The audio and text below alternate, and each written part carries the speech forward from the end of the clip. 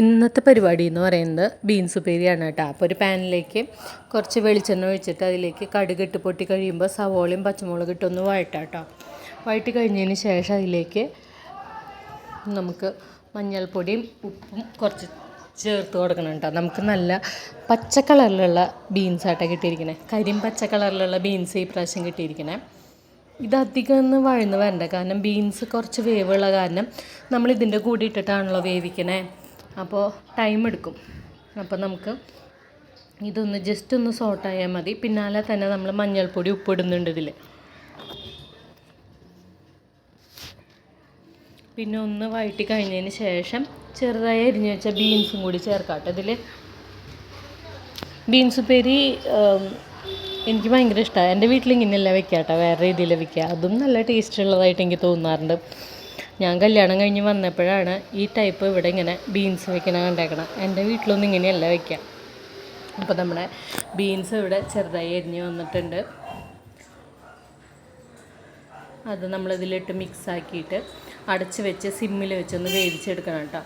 കളറൊക്കെ മാറും. മൂടി വയ്ക്കാം നമുക്ക്. ഏകദേശം ബീൻസ് വെന്ത് വന്നിട്ടുണ്ട്. പിന്നെ ഇതിൽ നാളികേരം ചേർത്ത നമ്മുടെ ബീൻസ് ഉപ്പേരി ഇവിടെ റെഡി ആയിട്ടുണ്ട് കേട്ടോ.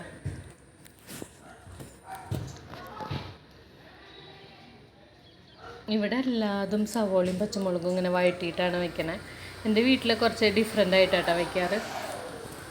അപ്പോൾ നമ്മുടെ ഒരു തോരൻ ഇവിടെ കഴിഞ്ഞു. വേറൊരു തോരന് വേണ്ടിയിട്ട് നമ്മുടെ മണിപ്പയറില്ലേ, അതും കായും വേവിച്ച് വെച്ചിട്ടുണ്ട് കേട്ടോ. അതിലേക്ക് പാനിൽ വെളിച്ചെണ്ണ ഒഴിച്ചിട്ട് കുറച്ച് വെളുത്തുള്ളിയും ചുവന്നുള്ളിയും നമ്മുടെ കറിവേപ്പിലിട്ട് മൂത്ത് കഴിയുമ്പോൾ നമ്മുടെ ചതച്ച മുളകാണ് ഇതിൽ ചേർക്കണേ. അതും കൂടി ചേർത്ത് നന്നായി മൂത്ത് വന്നാൽ നമ്മുടെ വേവിച്ച് വെച്ച നമ്മുടെ പയറും കായും ഇതിൽ ചേർക്കാം കേട്ടോ.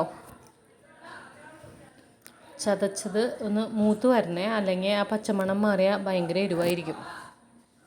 പിന്നെ എനിക്ക് മണിപ്പയർ ഭയങ്കര ഇഷ്ടമാണ് കേട്ടോ. പയറിങ്ങനെ മൂത്തിട്ട് പണിയാവേണ്ടതാണ് അതിൽ. എന്നാലും എനിക്ക് മണിപ്പയർ ഭയങ്കര ഇഷ്ടമാണ്. എൻ്റെ മമ്മി എപ്പോഴും മണിപ്പയർ മാത്രം വയ്ക്കും, കായിടാതെ. അപ്പോൾ ഒരു പ്രത്യേക ടേസ്റ്റാണ്. കഴിഞ്ഞ തവണ പോയപ്പോഴും അങ്ങനെ വെച്ചു. അപ്പം നമ്മൾ കുറച്ചായിട്ട് മിക്സാക്കിയിട്ട് വേവിച്ച് വെച്ച മണിപ്പയർ ഇതിൽ ചേർത്ത് കൊടുക്കുകയാണ് ചെയ്യണത് കേട്ടോ. നന്നായിട്ട് മിക്സാക്കുക.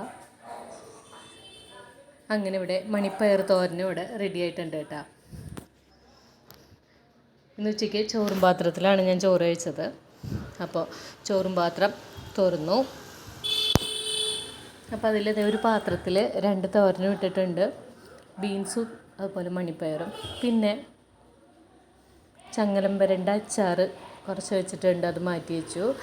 പിന്നെ നമ്മുടെ സ്വന്തം വെള്ളിയാഴ്ച സ്പെഷ്യൽ സാമ്പാറും ഉണ്ട്. അപ്പോൾ അതൊക്കെ കൂട്ടി ഞാൻ ഉച്ചയ്ക്ക് ഊണ് കഴിച്ചു.